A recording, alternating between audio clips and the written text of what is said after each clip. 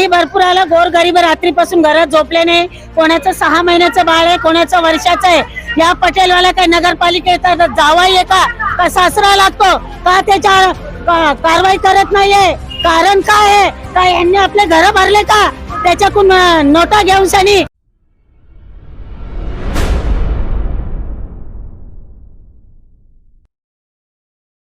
मी आहे सध्या अंबरनाथ नगर परिषदेच्या मुख्यालयासमोर, जिथे सिद्धार्थ नगर या झोपडपट्टी वासियांनी हे प्रवेशद्वार जे आहे ते अडवलेलं आहे. हे एकाएकी घडलेली घटना नाहीये, ही घटना एकाएकी घडलेली नाहीये.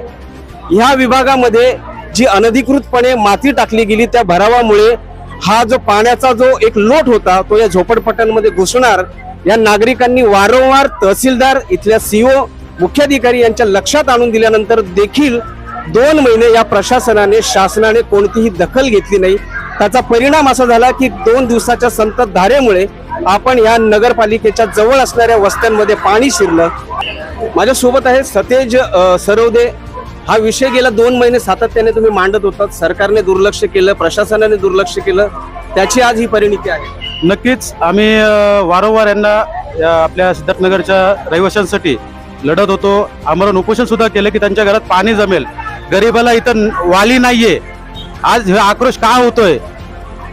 सीओ साहेबांनी आम्हाला आश्वासन दिलं होतं की असं जर आपत्ती जर घडली आम्ही तात्काळ उपाययोजना करू. काय केलं त्यांनी? गरीबाच्या घरात पाणी शिरल्यावर कोण येते त्यांना वाचवायला? त्यांनी का असंच राहायचं का? त्यासाठी हा आक्रोश आहे. माझ्या सोबत आहे छाया बाबर आहेत, ज्या सातत्याने हा आवाज सरकारपर्यंत, राजकीय पक्षांपर्यंत पोहोचवण्याचा प्रयत्न केला. शेवटी आज शेवटी तुम्हाला ज्याची भीती होती, काल तुमच्या घरात पाणी घुसलं, काय हाल होते? पाणी भरपूर आलं, गोरगरीब रात्रीपासून घरात झोपले नाही. कोणाचं 6 महिन्याचं बाळ आहे, कोणाचं वर्षाचं आहे.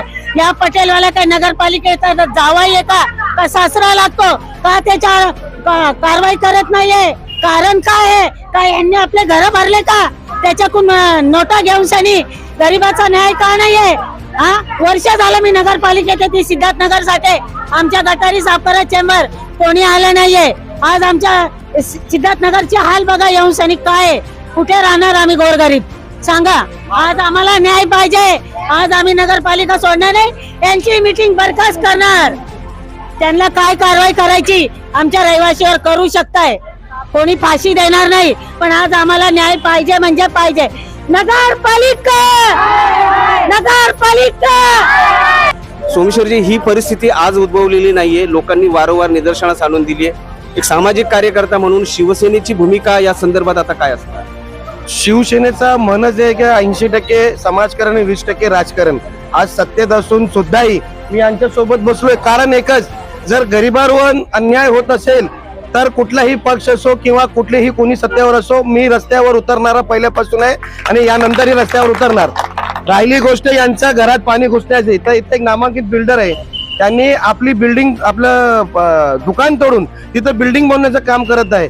तुम्ही बिल्डिंगचं काम करा, त्यावर आपलं काही हरकत नाहीये. पण त्यांनी जे तोडलेले जे होतात, आपले रेबिट असतो, जे चिखल होते, त्या चिखलमुळे या गरिबांच्या घरी पाणी घुसतोय. 2 महिन्यापासून सारखा लोक तक्रार करतायत की बाबा आमच्या घरात पाणी घुसणार पावसाळ्यात, तुम्ही काहीतरी त्याला उपाय योजना करा.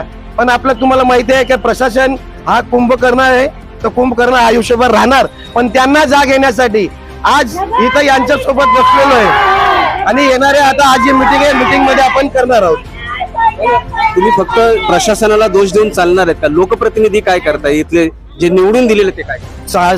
तिकडचे जे स्थानिक नगरसेवक असतील त्यांच्याकडे पण या लोकांनी खूप तक्रार केली, पण ते लोक त्यांच्यावर दुर्लक्ष करतायत. पण ते दुर्लक्ष कितपर्यंत योग्य आहे? ते दुर्लक्ष कुठेतरी थांबवण्यासाठी त्यांच्या विरोधात मी इथं आज बसलोय.